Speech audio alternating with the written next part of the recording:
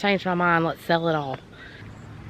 Just because we haven't actually talked in a while, and I have to fix a fence because I have a baby goat who thinks it's okay to get out, and she tries to get up near the road, and I'm afraid she's going to end up getting herself killed.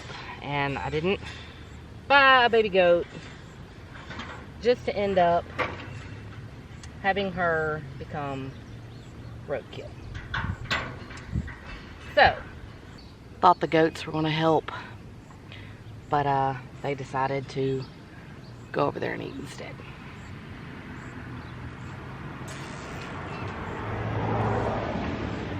So here's my little culprit, if you can see her through the fence.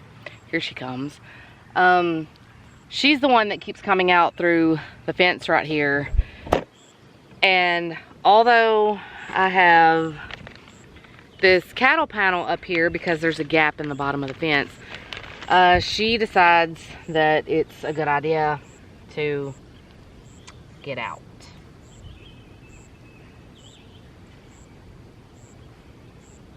And let's talk about what all's new on the farm.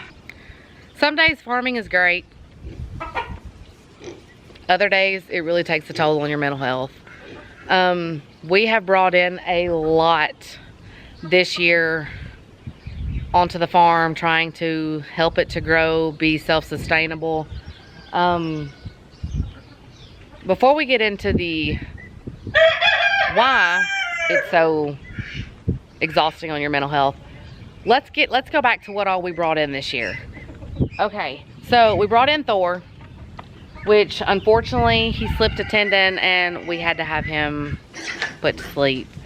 One of the next animals we brought in were the geese that we hatched on our own.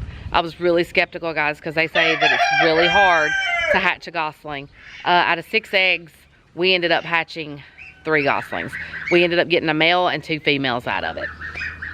We hatched probably 2 incubators of baby chicks. Currently I have the incubator full and have just locked down for some silky chicks because I only have 3 left over here. Something got 2 of those.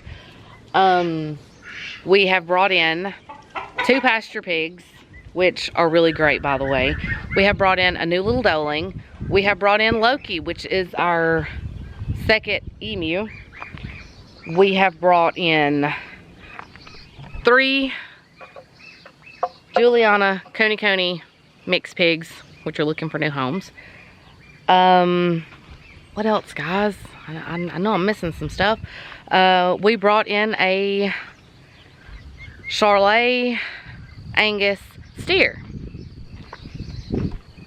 And sadly, he didn't make it either. With everything that we brought in, you know, I mean, I know death is imminent. We had something come in and unalive 10 of our baby chicks one day. Aaron and I come over here to check on the cow and see how he was doing. And up here behind me, on this little flat, or not flat, this little hill right here, there were 10 baby chicks that were missing the top half of their body, but the bottom half was still fine. We are assuming it was a raccoon or a possum. They're pretty native to our area, and I don't know if the dogs just didn't scare them, the dogs didn't see them, I don't know, but it ended up taking out 10 of our baby chicks. So there's that. When you bring in new things, it's always exciting, it's fun, it makes you happy to have all of these new things, and we're trying to help our farm to grow so that way it can maybe at least be self-sustainable, because right now, let's face it, it's not. We're getting eggs off of our chicks, but because one of our dogs went straight KFC on all of our babies, or on all of our chicks, we no longer have that many. The emu, he's just for fun. But we have the goats that we're trying to get milk off of. We had bought 17 meat chicks and 6 turkey from Tractor Supply back when they were having their chick days. And something has come in and gotten whether it be the weather when we went through that cold snap here about 2 months ago, or another animal of sorts. I don't know. We now have no turkey and 1 meat chicken left. So our plans to butcher meat chickens, unless now Aaron's talked about maybe going and ordering some Cornish cross. These were Road Rangers. He talked about ordering some of those, so maybe we can go ahead and have some meat chickens. We bought our little pasture pigs. The male we bought with the plan to breed him, but we have to find another gilt because the female we have now, we're taking her to slaughter at the end of the year. She will provide our family with bacon and pork chops and sausage and all of those things that you get off of a pig. She will provide us with all of that this year. As our steer, we had planned on using him as hamburger and steak and roast and all of those things. But we're gonna go ahead and, like I said, we're gonna breed those pigs and hopefully maybe sell some of them. Guys, they have been the best pigs about. They have not rooted anything, and they will not root unless you are deficient in something and they don't have those minerals or whatever. We do free choice minerals for our goats, and the pigs also do off of that. They're pretty good about not eating anything that's going to hurt them. Let's see. Guys, we brought in so much. Let's see, we have our goats for milk. We have our chickens for eggs. We did have our meat chickens for meat. We had our turkey for meat, and then we have our pigs for pork. So, let me show you guys. I haven't showed you guys this yet. It's been so hot, so forgive the hot mess express here. Remember, I think it was like 1.5 years ago, we had talked about upgrading the chicken thing to a deluxe chicken coop. We went ahead, we added another pen, we put a roof, and I'm not sure if you can see it or not, but over here we have a little chicken house. I still need to get them some kind of a little roost set up because they really like the roost. But this right here is their new deluxe chicken coop. Oh, and I forgot, we have the geese for eggs too. Talk about a scatterbrained moment. But yeah, so that's a little bit of what we've brought onto the farm and some of the things that we are planning to do with the farm going forward. Now, let's talk about the cow for a minute. This one hit Aaron a little bit harder than it hit me because Aaron was the main caretaker for our cow. And when we went and picked him up, we kind of noticed we had a few issues getting him on the trailer. We thought it might have just been the mud and he might have just been stuck in the mud. But apparently it wasn't just that, because when we got him home, 2 days later, he goes down. We can't get him up. He will not stand. So we decided to have a vet out. The vet said he was severely malnourished. I guess it happens sometimes. We started him on a steroid to see if we could kind of help him get back up. And unfortunately, a couple of days later, he ended up passing. Now, it's things like that that make you want to just give up on everything. Even though other things are going pretty good, it makes you just want to give up because it's hard. You put in a lot of work over the time, and when things like that happen, you just really, you kind of wonder, is it for nothing? Is everything that I'm doing for absolutely nothing? And then in your mind, you get to thinking, why did I even do this? This farm's not going to grow. I'm going to have to work every day of my life for the next 40 years or maybe longer.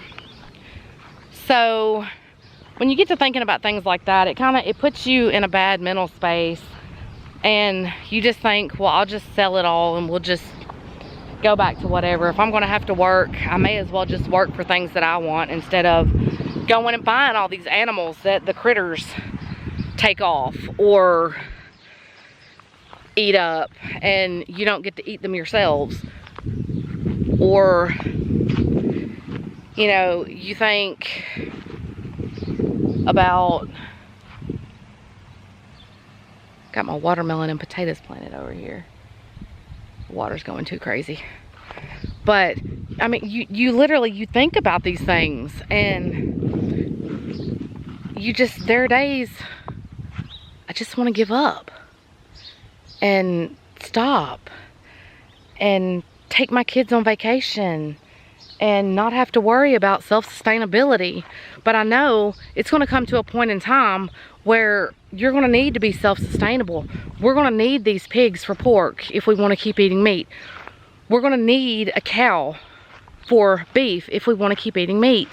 And same goes with the chickens and the ducks and the geese and all of these things that if you want to keep eating all of these things that you've been accustomed to your entire life, which I've never eaten goose or duck, I don't think, maybe. I mean, it puts you in a really bad headspace to know that you're probably, I need to come water this thing.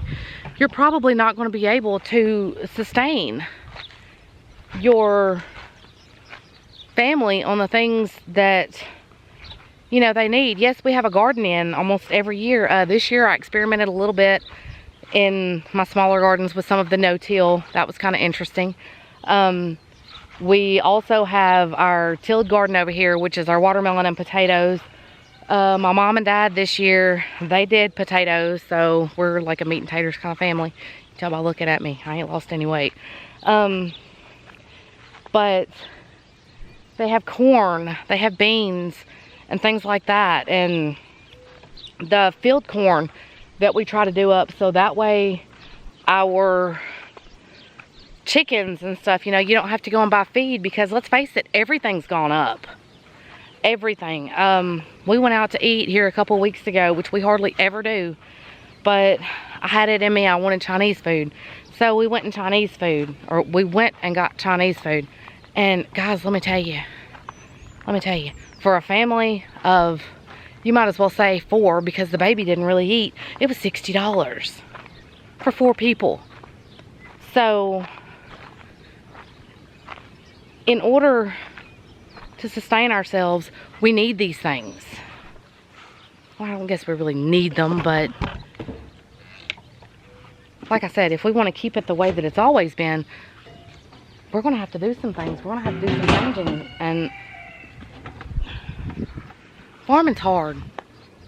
Farming is real hard. And like I said, there are some things that just put you in that space that make you think, do I really want to keep doing this? Well, today the answer is yes. But I'm kind of unpredictable at times, and you never know. I may just up one day and say, I've changed my mind, let's sell it all. So, yeah, just a little bit of insight into everything here. So, anyways, guys, thank you for listening to me rant. I'm fixing to go up here and water my blueberry bush and take my sprinkler back and put it on my tomatoes so my tomatoes don't become unalived as well. Anyways, love you guys. We're praying for you guys. Send some prayers this way, and we'll see you in the next video. Bye. Let me show you this nut again.